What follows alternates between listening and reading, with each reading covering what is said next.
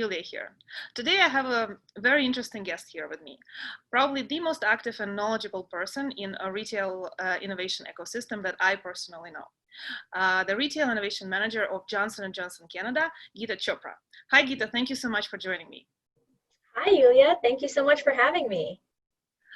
So today I'm going to ask you a few questions. I have 3 or 4 questions that I have prepared, and we'll talk about the innovation and particularly in a CPG world. And if you're okay, I'm happy to start. Wonderful, looking forward to it. Okay, so the very first question that I have would be about the CPG world innovation. So can you please give maybe 5 or so examples of some of the top innovation trends that are happening in the CPG market today? Sure. So first, maybe to start as a bit of a disclaimer, some of the ideas and concepts that I'll be sharing with the audience are totally my own, based on what I'm reading and what I'm seeing, being immersed in sort of the CPG innovation space. And they are not the opinions of Johnson & Johnson Corporate. So to answer your question about, what am I seeing within CPG and retail, it's really currently all related to COVID-19 adaptations. So, innovation right now, I think, is looking a lot more simple. It's simple changes that we're seeing within CPG and retail. So there's a couple of really simple innovation that I'm seeing within grocery retail. And then there's some interesting ones that I'm seeing even in things like restaurant retail. So within grocery retail, I think that the first and most obvious is the idea of essentially managing your traffic much more than they used to. And that might not sound like innovation, but it is. Kind of going back to the IKEA concept of using arrows to navigate, we are seeing in grocery retail especially a lot more wayfinding and navigation tools for consumers, both in terms of lanes. So, this aisle is going this way, this aisle, please move this way. Limiting the amount of entrances so that there's sort of one entry and one exit, that changes a lot when it comes to advertising and merchandising, because you now kind of know how people will be moving. There's also innovation as it relates to the store layouts and design. We're seeing more space being given to things like sanitizer and masks. And that is innovation because it's a response directly to what's happening around us. And it's the retailers trying to be a little bit more, agile in shifting based on consumer need. We're also seeing a lot of innovation online. So finally, all the startups in Canada have been talking about online for so long and optimizing it. It's finally happening.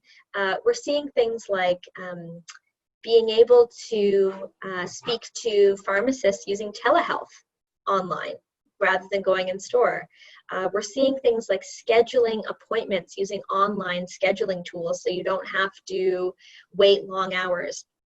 We're even seeing some interesting innovation around skipping the line in store for scheduled pickup of prescriptions. That's all new. That's never happened before. And then within other retail that's not necessarily grocery, things like restaurants, we're seeing QR codes come back. Touchless is a huge trend. People don't want to touch menus. People don't want to touch coupons. People don't want to touch flyers. So the use of QR codes on tables and at the entryway of stores is huge. It's across Canada now, where people just put their phone and the menu pops up, or they put their phone over a QR code and the flyer comes up. So those are just a couple of examples. Those are great, interesting examples, and that actually leads me to the next question. How has current world situation affected the way you evaluate new innovation projects to consider? Mm-hmm. I think the basic evaluation criteria of innovation, let's say technology, hasn't changed, because it always needed to solve a compelling problem. It always needed to be scalable, and I think it always needed to be measurable. Those are the criteria that most people in innovation use when assessing technology or assessing new ideas. I think what's changed is what it means to be solving a compelling need, because the needs themselves have changed. So Now, when assessing ideas, you really think about it from a human-centric perspective and consider, does this reinforce trust? Does this reinforce safety? Does this help the consumer, learn about this product or this service? Does it enable,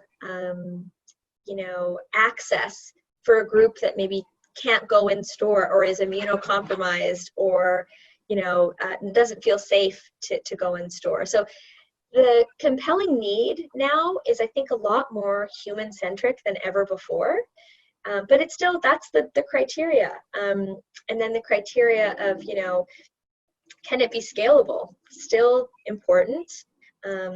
Maybe how you scale might be different. Before, sometimes technology scales physically first and then digitally. Now maybe digitally is the way you want to scale because it's faster and it's the medium that's being adopted. But generally the criteria hasn't changed. It's just the nature of what that criteria actually means today has. Just the priorities and agenda change. That definitely makes sense. And in terms of, let's talk about the trending products. Were there any surprises in terms of what consumers are looking for right now? It's really interesting. I think generally not a ton of surprises. We saw sort of the panic pantry loading data where people purchased sanitizer, that makes sense, soap, that makes sense, toilet paper.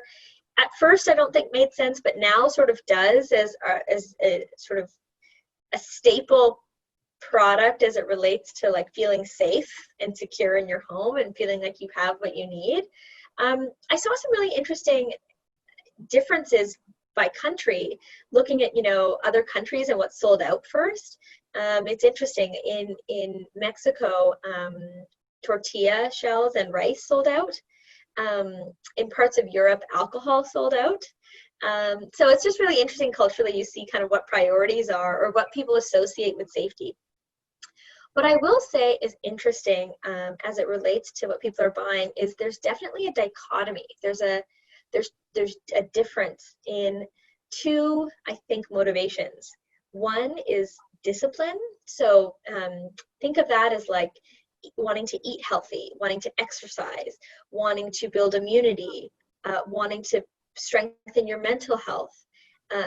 That motivation creates purchases. And then there's a dichotomy between discipline and indulgence. And I also find that in this time when people are feeling maybe a little unstable or the world is unstable, there's also a high proponent of buying sweets, of buying alcohol, of buying confectionery, of buying candy, of buying baking bread.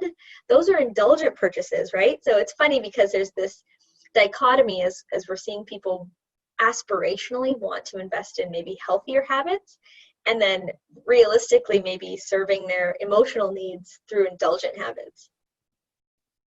That's very interesting. And if we were to look at online behaviors versus in-store behavior, is there any significant difference in purchasing behavior? Online has always had a slight difference because online has anonymity. That's the one real difference if we think about like the pure difference between online and in-store. And anonymity drives a lot of different behavior. You're often more indulgent.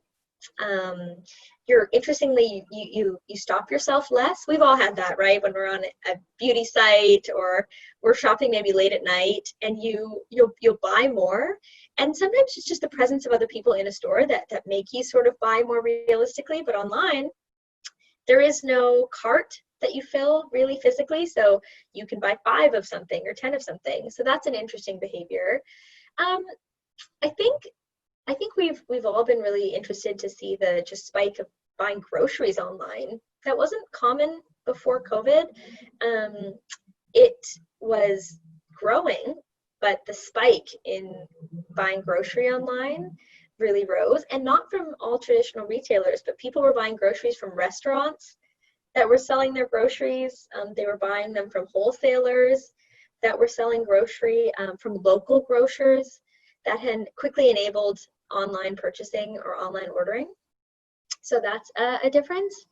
And then I think that people are now they're more aware of a good online experience and a not so great online experience. So I think all online retailers across the board, I think generally just need to step up a little bit, because there were early adopters of online shopping whose sites or their experience is so much more robust and easy.